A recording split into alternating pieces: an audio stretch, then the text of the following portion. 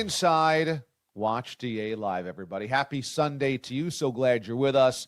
A little bit of a different taste on tonight's show. It is not live. I want to let you guys know right now. This is taped as live. I am in Las Vegas as we speak, there for the Sammy Hagar concert, and we will have an update from Vegas as we move on in this show. But I'm currently at home before I've left for Vegas, recording the first part of the show. It's important to still have this show this week because we're always on every Sunday, most Sundays, and the countdown is on for Bob's Bar. So we have to make sure we're hitting our Bob's Bar quota in preparation. Now, less than a month to go. Sunday, June 8th, West Babylon, New York. Make your travel plans. Tonight, I'm going to talk to a media writer, Demitri Ravanos. Now, Demitri works and lives in the Carolinas. So he's very familiar with the Bill Belichick thing. Going to get his deep dive on the burgeoning storylines, saga, soap opera around that. Then after that, we will have thoughts from Vegas, thoughts on the concert, thoughts on Bob's Bar after that. So stay right there. Want to keep you here on a Watch D.A. Live Sunday night. Maybe there's even an Exhale cocktail in your future. But for the moment, let's welcome on Demitri Ravanos.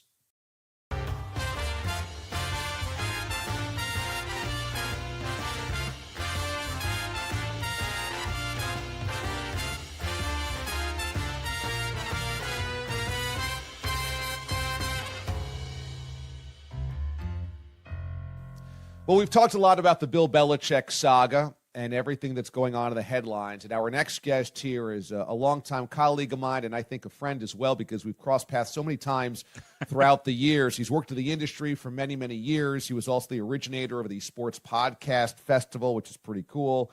And he's a lead writer, features writer, columnist for Barrett Sports Media, and wrote a really cool piece, I thought, insightful piece on what Belichick's next step really should be. Joining us here on the show, Demitri Ravanos. DR, how we doing? I'm good, DA. I like this, DR, DA. I don't know why I've never put it together in my head before.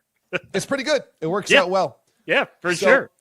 Let's start with the local response to Bill, because you're based in the Carolinas. I want to know how North Carolina fans feel about this, because you could tell me they're all on board. They think everything else is just noise. They're hunkered in and going, yes, we got a legend on the sideline. Mm-hmm. Or you could tell me they're so over it already. This has become a sideshow, and they're tired. They don't want any of this. And I would believe either one. So which one is it? So honestly, DA, it's both, because I think there's a real generational divide here.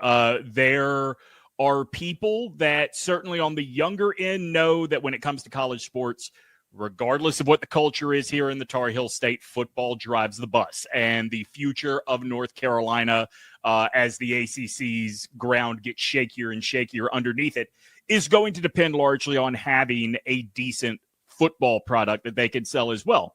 Now, unfortunately, the people with the money don't really care about football. It is a distraction until we get to basketball season. And so those people, Bill Belichick is something to brag about. It's a nice thing to say that they have that Duke doesn't, especially as Duke football ascends and UNC football starts to decline a little bit. So I think there's a real divide, and that is just the jumping off point. I would tell you that for the most part, everybody here is very much over the fact that we have TMZ camped out in our town now all the time. I think every day the people that I hear say, just wait till he gets on the field, wait till this team gets on the field with Belichick coaching, get smaller and smaller and smaller. I'm not from here originally. I have no deep-seated love or hate for any of the three ACC teams in the Triangle. So I get it from all sides whenever I write about Bill Belichick. And I have noticed each week the defenders of the Carolina brand get quieter and quieter about my criticisms. Do you think that's because there's a fatigue from the headlines, or do you think there is a truth to the stuff that Pablo Torre has reported, the things that other outlets have reported, that Jordan Hudson internally in Chapel Hill has become a problem, and maybe people that are in Chapel Hill are recognizing that because they have firsthand experience or secondhand knowledge of that? Yeah, so I think one thing that Pablo not being on the ground here probably doesn't readily know. I'm sure it has been told to him. And this is really important. UNC did not go to Bill Belichick. Bill Belichick came to UNC looking for a job. And that is how all of this got started. I think that what you are seeing happening right now, and Pablo Torre even said this on a local podcast here, that he regrets using the word ban, that Jordan Hudson was banned from the facility. Certainly there are people that don't want her around the facility and are working hard to make sure that happens, but there is no formal ban.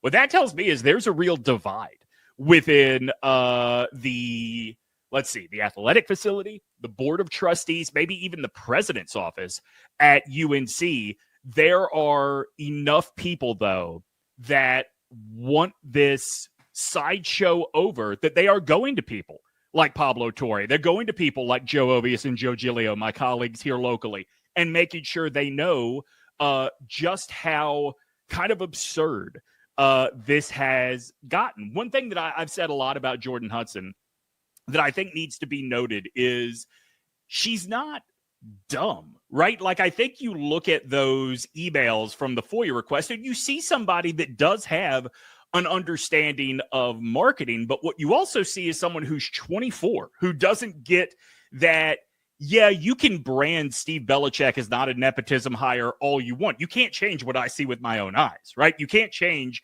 the institutional knowledge I have from years of following football, from years of covering UNC, and change my mind about this. I think she believes she is capable of being more effective than she is. And because this school just does not know how to behave like a football school, before they realized they had to stop this train, it was already out of control. So you bring up the fact that Bill went to UNC because it would suggest that the Jordan Hudson thing or the TMZ dynamic is immediately not what we signed up for. Is that what you're pointing out? Yeah. Not only is it not what we signed up for, but it is not even something that UNC could fathom was going to be on the table, right? When we first heard Bill went to UNC asking about a job, I'll be totally honest with you, DA. From the day he got fired, I have been saying this is a hustle. He's not going to coach a game. But I thought it was setting up a situation where the only thing that made sense to do when his buyout drops is to hand the program over to Steve and give Steve Belichick his first head coaching job. I did not have the girlfriend blowing this up for him and burning all of these bridges on my bingo card. It's, I think, very instructive that two separate voices that are clearly part of the Bill Belichick inner circle have voiced displeasure with the current situation, because Bill has been so good for so long of keeping everything in-house. That's what the Patriots did.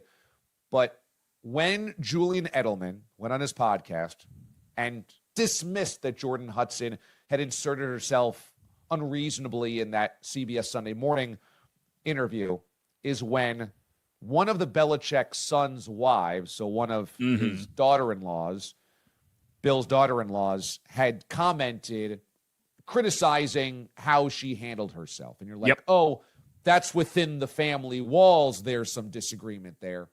And then when Julian Edelman backtracked with Cowherd and said, you know what, this has become a distraction, you have to limit distractions, he had done a full 180. I don't think that 180 happens unless internally there's some discussion amongst the inner sanctum that Jordan has now become a problem, or Bill and Jordan are not good, and this has become untenable. Those two things suggested to me, okay, it's not just the outside world viewing it this way. Internally, his inner circle is also viewing it as a real problem right now. Look, let's be real. It's embarrassing for that inner circle to a certain extent. I think, DA, if you were talking to Bill Belichick today instead of Demitri Ravanos, the tag underneath his picture, he would insist it not say 6-time Super Bowl champion. He would insist it says dating a 24-year-old. He has seemingly come to define himself by this relationship, by this woman. In a way that, you talk about how much this guy was defined by no distractions and defined by the job is the job. And, we're not going to do the silly accoutrement, but he didn't make dumb mistakes. And at UNC, we're seeing him make a lot of dumb mistakes. You mentioned the CBS Sunday Morning interview.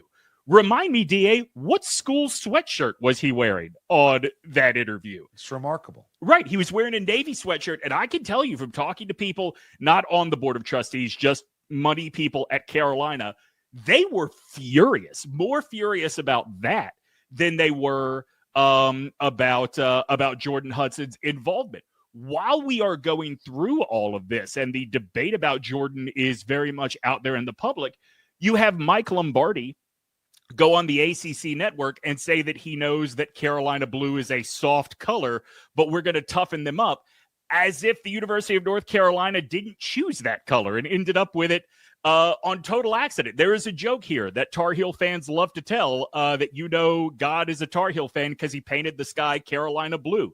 These are things that they are very, very proud of that are just unforced errors that Patriots Bill Belichick was not making. I don't think that is a one-for-one tie to Jordan Hudson, but Jordan Hudson is one of those unforced errors he's making right now. And he's caught in a weird in-between.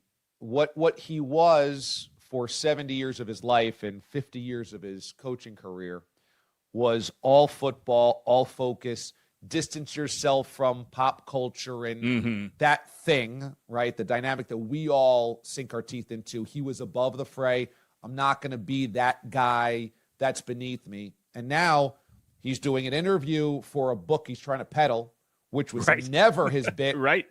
But he's doing so really at the behest of her, I think. I think she's going, okay, let's soften your look, okay? But he's still caught in that, but I'm not wearing UNC stuff. I'm wearing a Navy sweatshirt, and it's going to be ripped.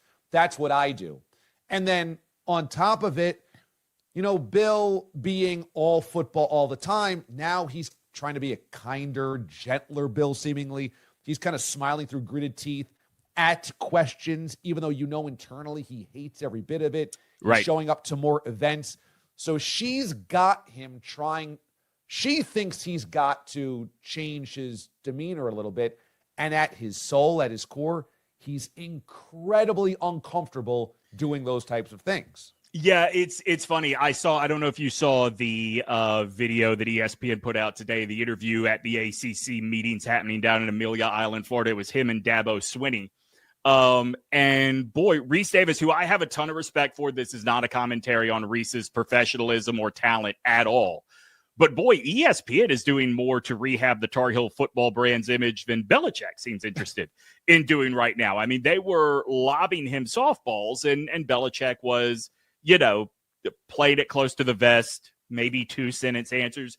And it's so interesting to me because last year we saw the version of Bill Belichick that he should be right now. He was really good on Inside the NFL with Pat McAfee, on the Manning cast. And, it's something I wrote about for Barrett Media. I don't get why these guys go back to coaching when broadcasting, when you are a name of that level and you can make that kind of money.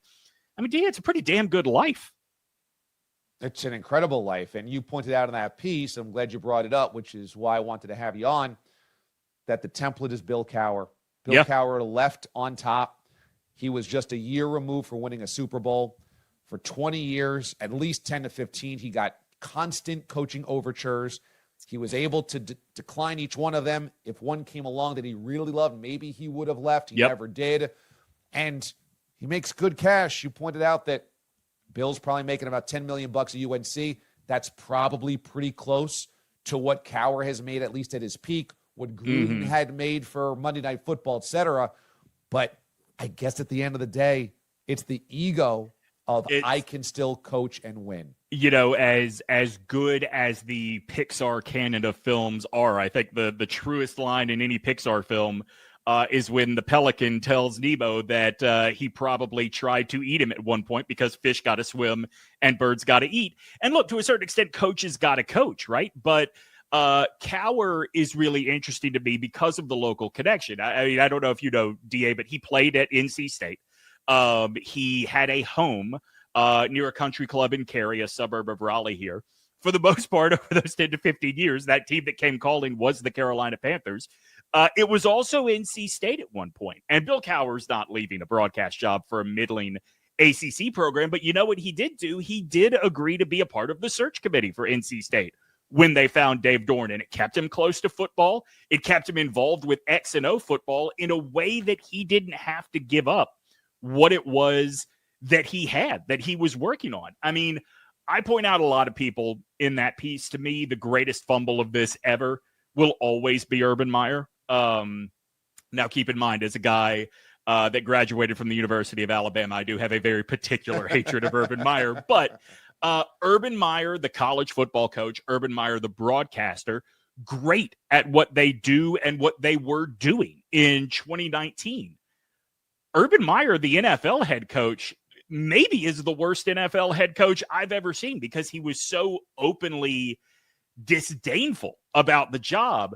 And boy, does that look familiar to what's going on at Chapel Hill right now. 6 Super Bowls certainly carries a different weight than any number of national championships ever could. But I think if Bill Belichick were to wake up tomorrow, DA, and say, you know, maybe I look at my BFF, Nick Saban, and he seems to have it all figured out. Maybe that's what I should do too.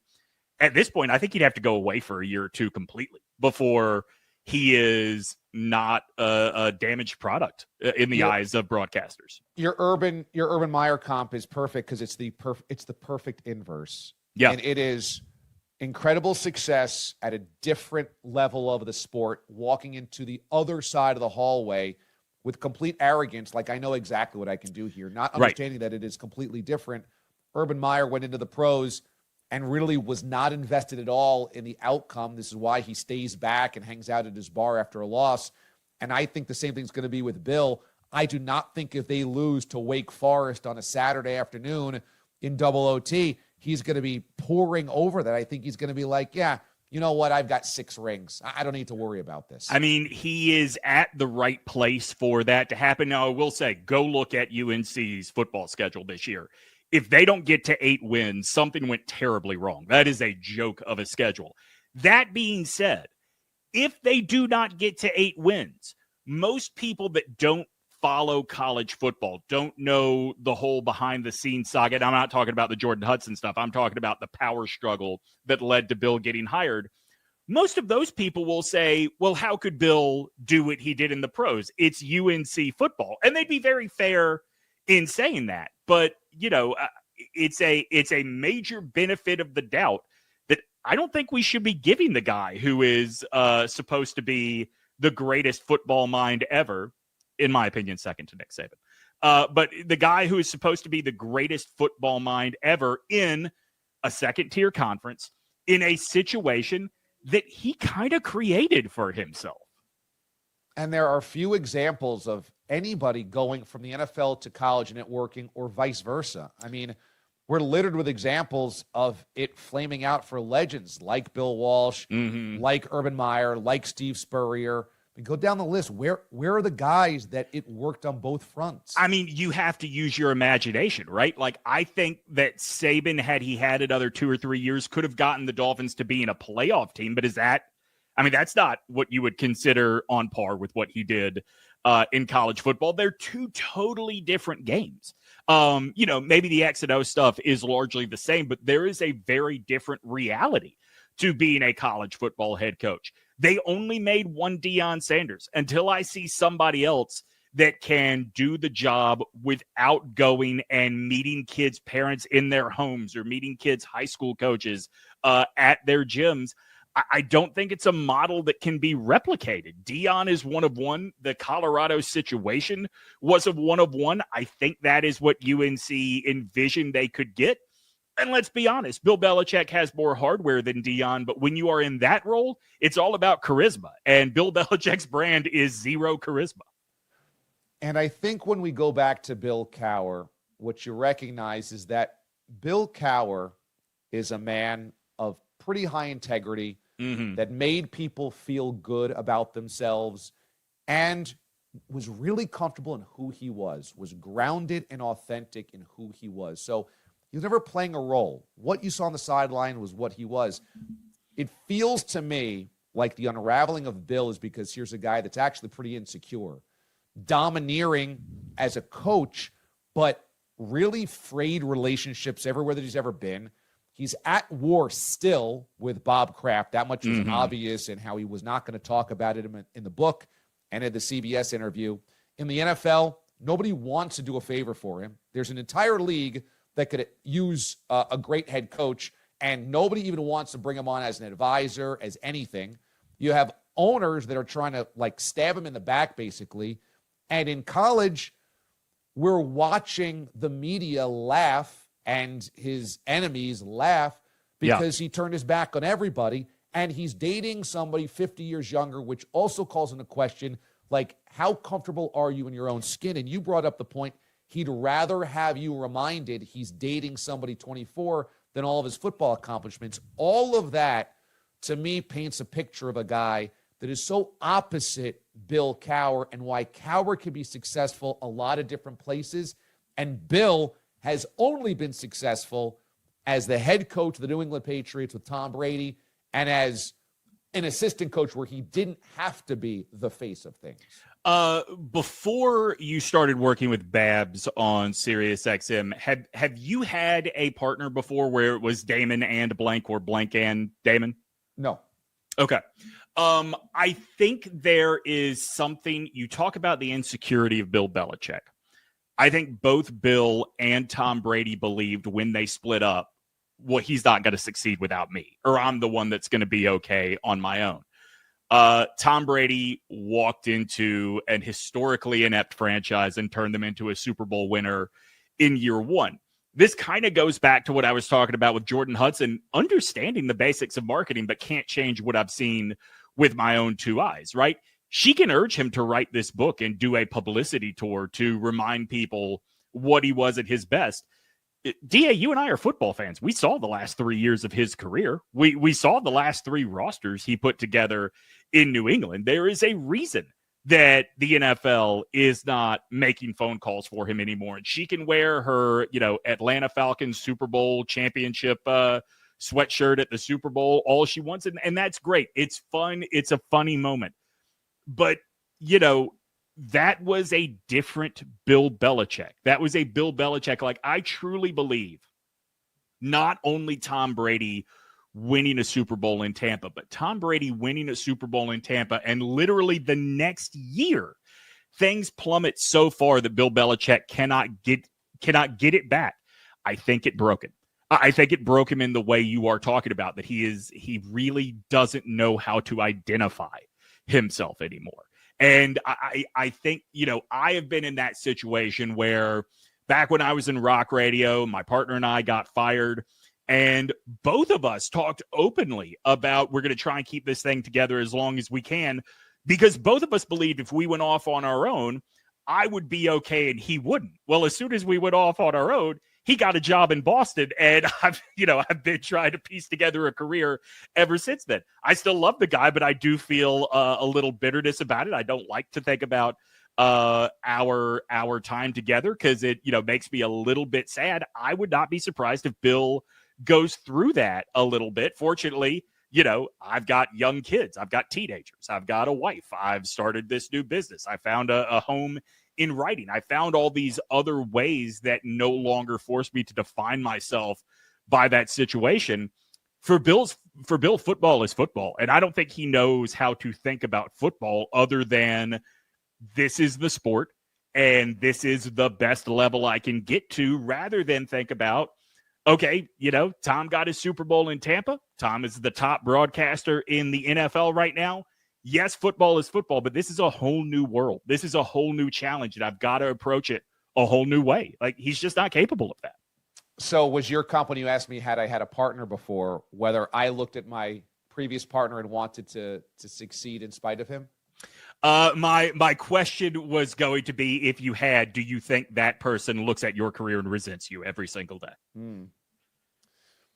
I think it's only natural that if you had partners in previous stops. Yeah. You just always compare yourself to that other person's success. Yeah, and look, to show the audience, like, I don't resent my old partner. There's a cartoon droid of the two of us that still hangs on my office wall. But it's hard not to think about it. It's hard sometimes not to feel like, why him and not me, right? And I think that when you define yourself a certain way together, and you split up and the other guy gets to keep doing that, in this case, that is winning.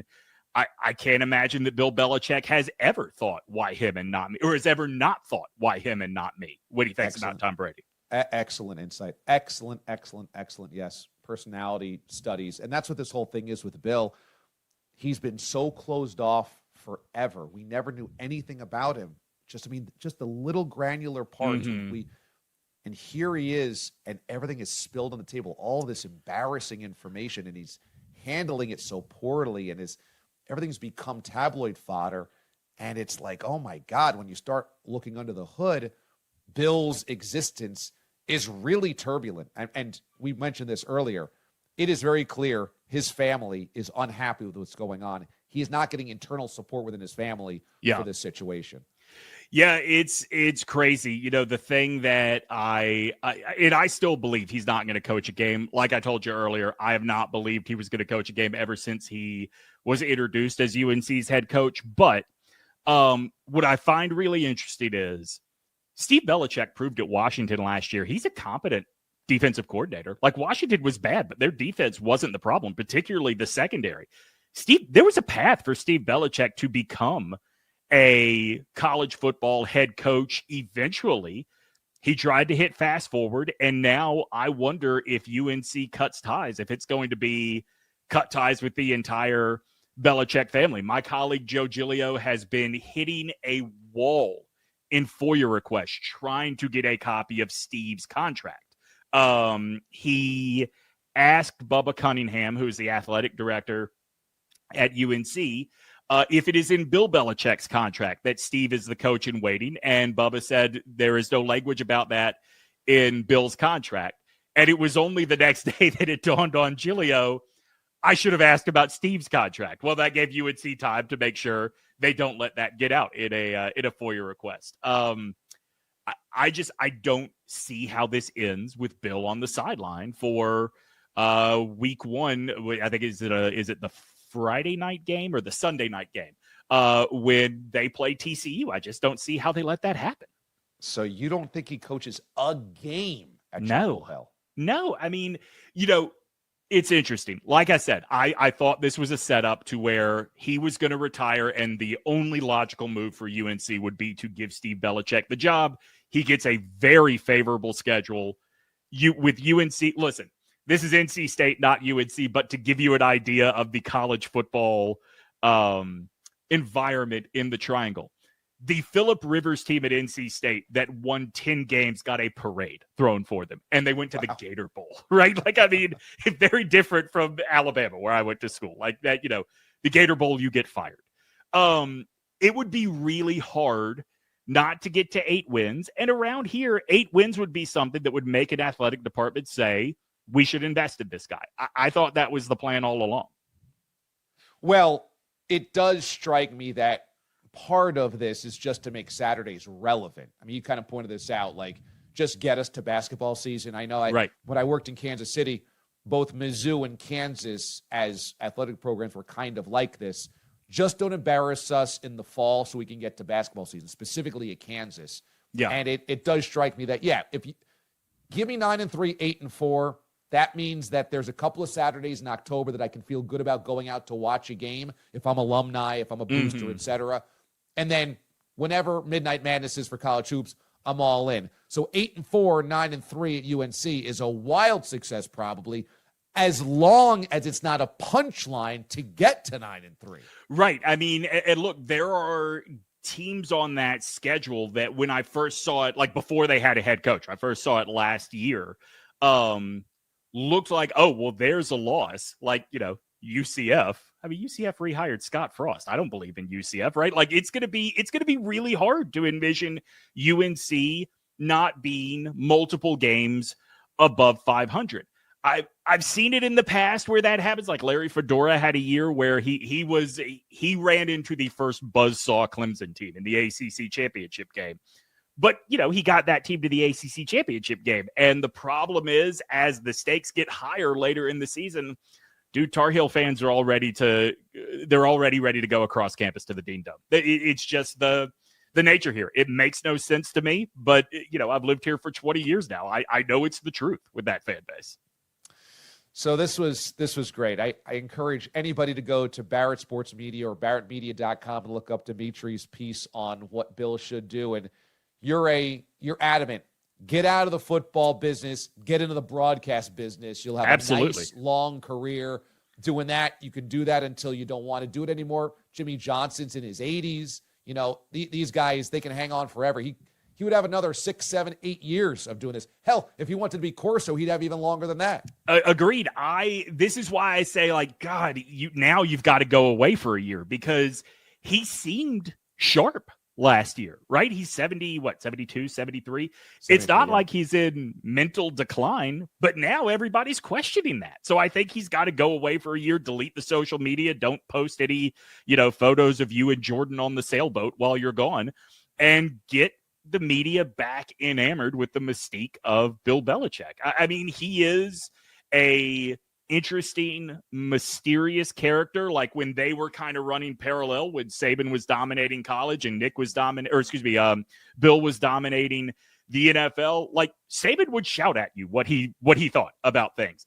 Bill always played it close to the vest, and that gave him a very different persona that I thought last year was very advantageous for letting him set up the broadcast career he wanted. I don't work full-time for anybody. I dabble with Inside the NFL. I dabble with the Manning Cast. I dabble with Pat McAfee. Right now, two of those things, the Manning Cast, Pat McAfee, they're too chaotic of environments that set him up to be the butt of the joke forever and ever. You got to go away for a year. And somebody, maybe his new PR team, has to tell him no more yoga photos on the beach. That can only hurt. Sure. Yeah, absolutely. Remember, you're an old man. You have knees to worry about. Demitri Ravanos joining us here on the show, talking about this piece. Barrett Sports Media, Barrett Media. Go check it out. Demitri did a great job writing this piece. Dude, always great to catch up, man. This was fantastic. Thanks so much. Yeah, thank you. Can I plug the Sports Podcast Festival real quick? Please. August 23rd, it's the second year we're doing it. We're starting this new tradition where week 0 of the college football season, if you are not going to Ireland, the party is in Raleigh. Split Zone Duo, Ovius and Giglio, and Big Screen Sports. All 3 shows together on one stage. August 23rd happens to be my birthday. It would mean the world to me if you came down to Raleigh to join us. Okay, Saturday, August 23rd in Raleigh? Yes, indeed.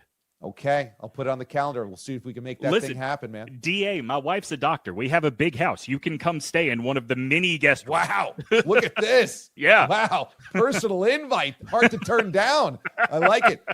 Man, a weekend with Carolina barbecue, not too bad. Not bad. Week 0, college football, always fun as well. All right, I'll try to work on that, buddy. Thanks so much. All right, thank you, D.A.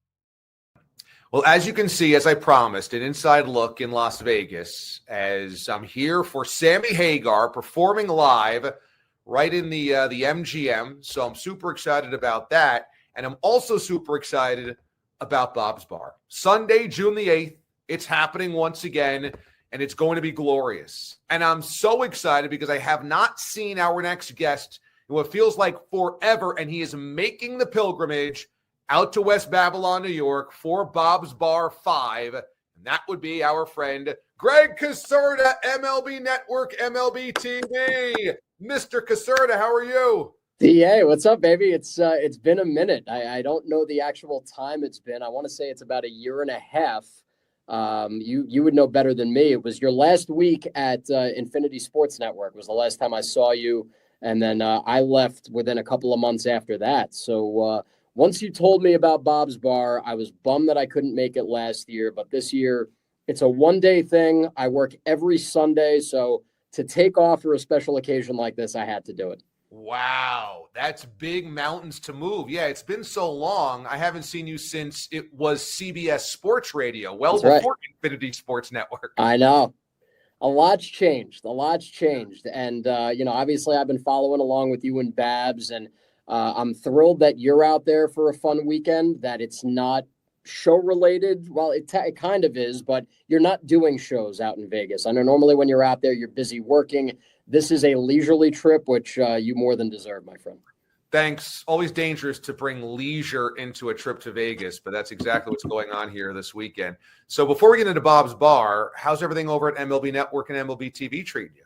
It's great, man. It's great. It's busy as heck. With the season being underway, I'm here 5-6 days a week usually. Monday's my one off day. And then occasionally they'll sprinkle in the random Tuesday off day or Thursday off day. But what I love is that I'm comfortable now. When I started here in 2023, they brought me on in late April. It was 2 days a week. And then as time went on throughout that season, it became 3, 4, 5 days a week. But I only had a contract through the end of the year. So I was never really comfortable. I felt like an imposter, an intruder. And as time's gone on, like anything else, with reps and with time and with comfortability, I know I belong here now. And it's really nice to be here. It's a great place to work. I have great people that work behind the scenes on our shows that I become very close with, very similar to how I became close with you and the whole DA crew when we did mornings together. These are guys that I now golf with, that I go to concerts with. It's a tight-knit group. It's not far from my house. And with the show itself, Big Inning has blown up. It really has in the last 2 years. It's taken off in a big way where now it's being simulcast on the network 3-4 days a week.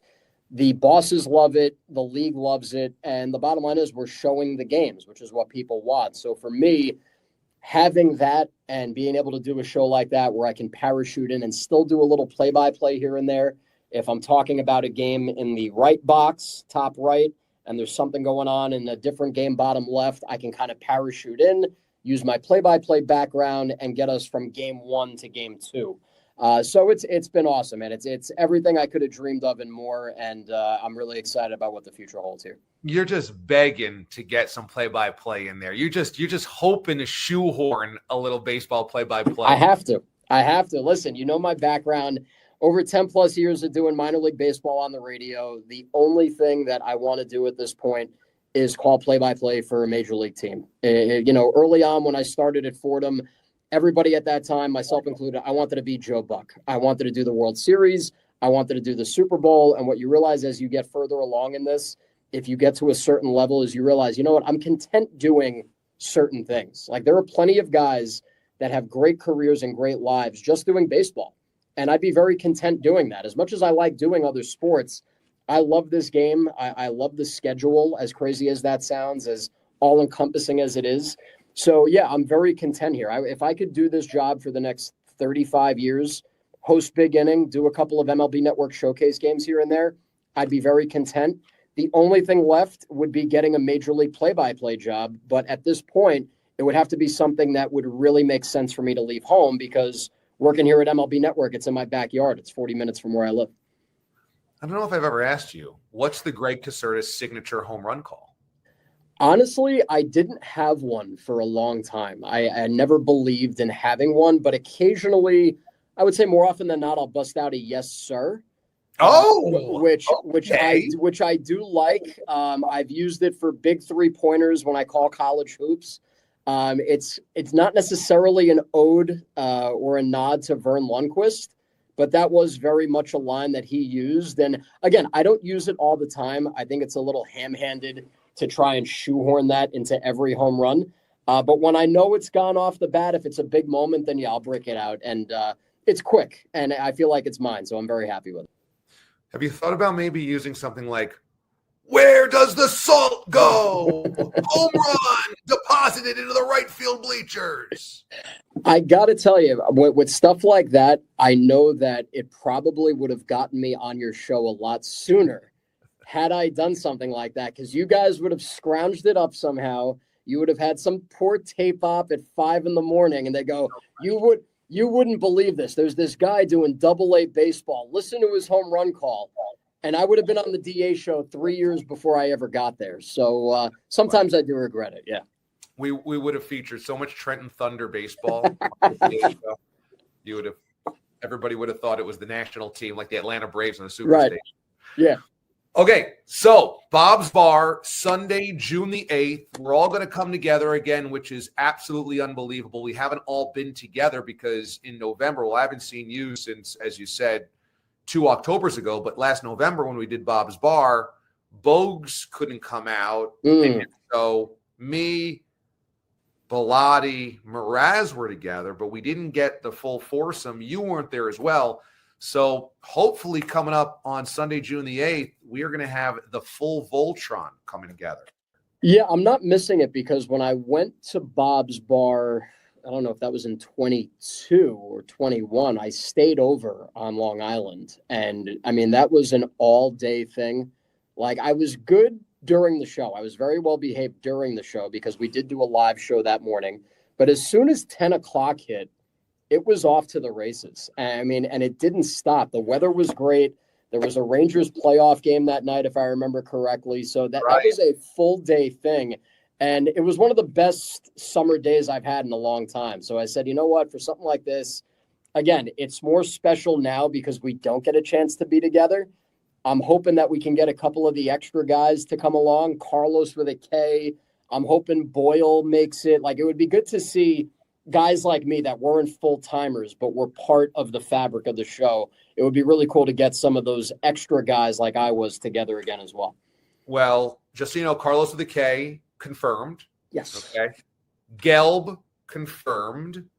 Pat Boyle's got to work Sunday night because that's now his new overnight shift. Sure. But he said he's going to try to come out earlier in the day. Okay. And I think we got a Shep coming as well, confirmed. So we've got some of the All-Stars coming, and there's a secret guest or two that I'm going to announce maybe next week, which I think you're going to really be thrilled with. Yeah. And, we got live music as well. We got a two-person ensemble, a husband and wife called the American Duo. Okay. Do, like classic rock from like the 70s, 80s, and 90s. Now, how did we find them? Because I remember when we had the live music the last time I was there, it was somebody that Mraz knew, and I figured that there's a connection there. I figured he arranged that whole thing. He arranged that one. We went a little bit more professional these days. I went on to 2 different music boards, Thumbtack and Bash, I think is how you can book live music for events, for weddings, etc. And then my guy, Randy in Ohio, he has made almost every listener event for a year and a half. He made Bob's Bar 4. Yep. He also came out to a Bad Bash. He came out to the office party that we held in New York City.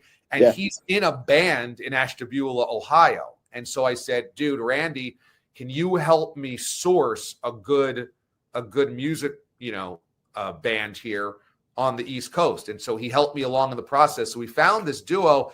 They're fired up, and they're letting us create the set list. And wow. Yeah. So I'm going back and forth with Randy on what the set list should be. So I'm just going to lean hard into like 80s, 90s, some early 2000s rock, and I think people are going to love it.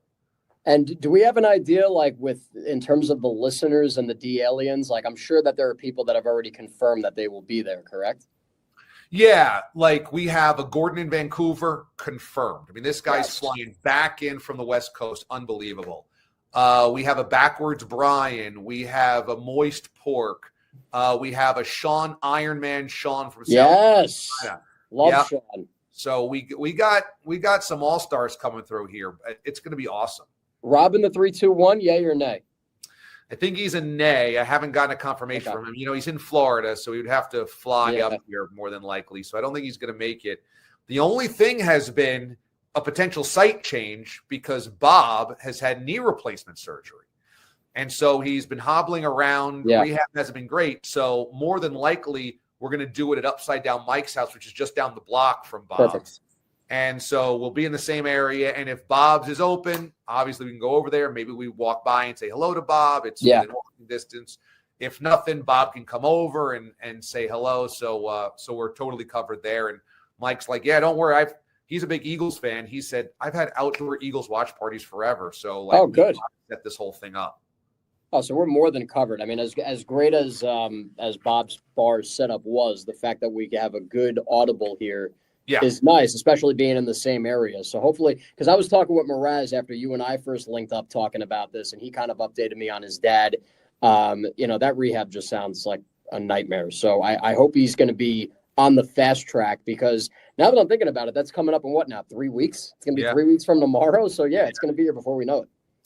Sunday, June 8th, man. Means a lot that you're make it out. I know that you got a million things going on weekends, but the fact that you're taking off the day to come do it is awesome. So I know the listeners are super fired up. Had a bunch of D-aliens tweet at me and come out in the chats, and they're like, oh, my God, Caserta's going to make it. I got to go there. That's going to be awesome. So I'm going to be so excited to see you, brother. We're getting the band back together, buddy. Like I said, I look back sometimes, like I don't have a lot from the radio side of my career on my Instagram. The only thing I have are clips from the show. And every so often they'll pop up like, you posted it on this date. They'll give you like the memory.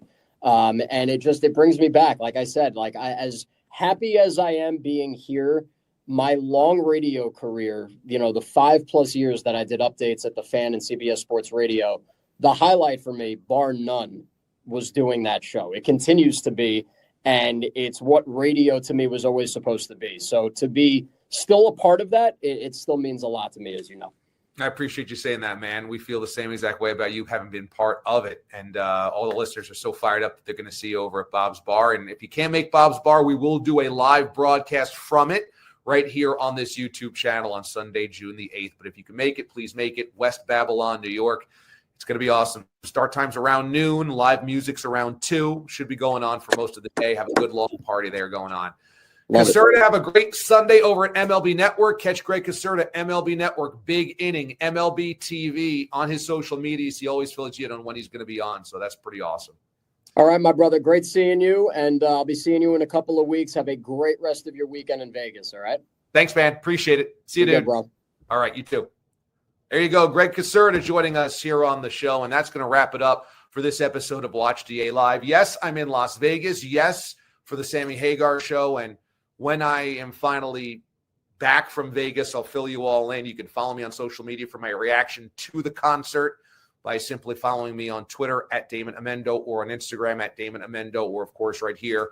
We'll recap it on the YouTube channel as well. So thanks to Aiden Hatton for piecing this thing together. Hopefully you guys enjoyed it. Hopefully you're having a great weekend as well. Exhale Cocktail. I might just insert one coming up here and send it to Aiden to throw in there as well. So why don't we make like we're doing that right here? Here's my Exhale Cocktail of the weekend as I'm out in Vegas to see Sammy Hagar, rock legend, rock Hall of Famer, frontman of Van Halen back in the 80s and 90s.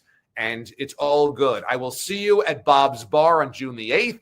I'll see you on the radio on Mad Dog Sports Radio, Channel 82, Tuesday morning, traveling back with the red eye for Monday morning. And I'll see you right here on YouTube. Make sure you are subscribed by clicking on this button below me. Be good to one another. The mothership disconnects.